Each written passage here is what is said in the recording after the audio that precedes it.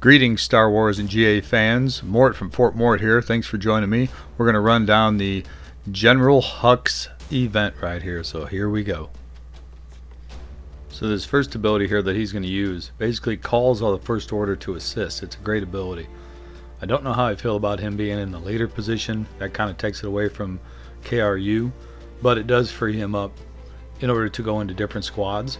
Kind of like a Thrawn based thing, but I know I used him KRU in a Jawa squad against Geos, and he lasted plenty long enough in order for the bombs to go off on the Geos. So while all my Jawas ended up going down, I had a 65k team that took out an 80k team with no issue, thanks to being able to stealth the engineer. So there's battle number 2 down. I went through and did 2 through 5, I believe, in the bonus tier. Alright, so here's phase 3. So basically this ability is kind of like First Order Officer, but improved. So he basically removes debuffs from an ally and then also gives them turn meter.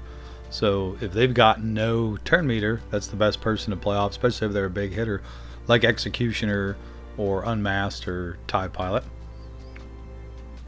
So they're going to wipe these guys out pretty quickly. I've got a really high-end team, which is good for me, but unfortunately for the video, it flies right through. I mean, 100k First Order team already.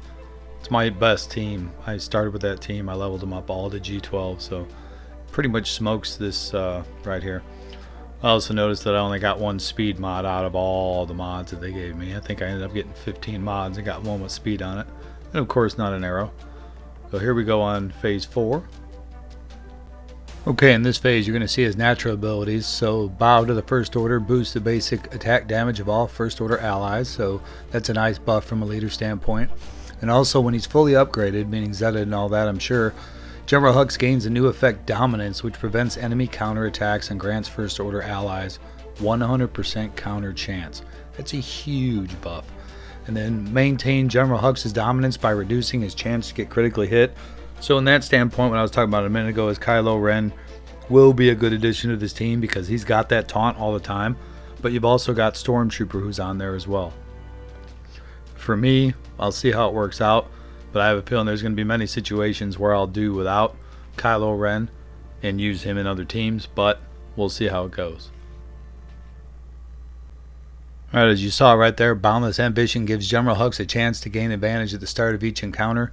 Not a big fan of chance abilities, but it is a natural ability for him that just comes with the character. I also wanted to point out that I had said earlier that they were my characters. They weren't my characters. They were the characters added to the event. So these characters I don't believe are even as strong as my characters are, and they're still wiping out these 85 and the boss 85. So it obviously exhibits how strong General Hux can be. Alright, on that note, you'll see right here I'm actually adding my characters to this event. The previous 4 events were used by either other characters that I utilized or event characters that were given by the game. So right here, these are going to be all my characters against the 85 Rey. You can see it put on a display right here. He calls all allies, takes out BB with 1 stroke of all the hits. It's a really good squad, actually. It's just tough for me to handle being a First Order guy from the beginning, that I'm giving up leadership ability to another character, and then I'm going to have to farm him as well. That's pretty tough for me, but he is a pretty strong character. He really boosts the First Order from what I can tell. Overall, you can see they're taking him down pretty easily. Like I said, these are all elites and a boss character. Granted, I am 100k First Order squad that's all G12, all Zeta. But they're handling them pretty easily. I'm not losing a whole lot of protection or anything along that line. So I have high expectations for this character. I just have low expectations for me actually taking the time to farm it, especially because I'm trying to stay under the 3.7 GP mark for the Grand Arena, but we'll see how long that lasts. There goes C-3PO as usual, running away like a coward, bringing good boosts, but no courage.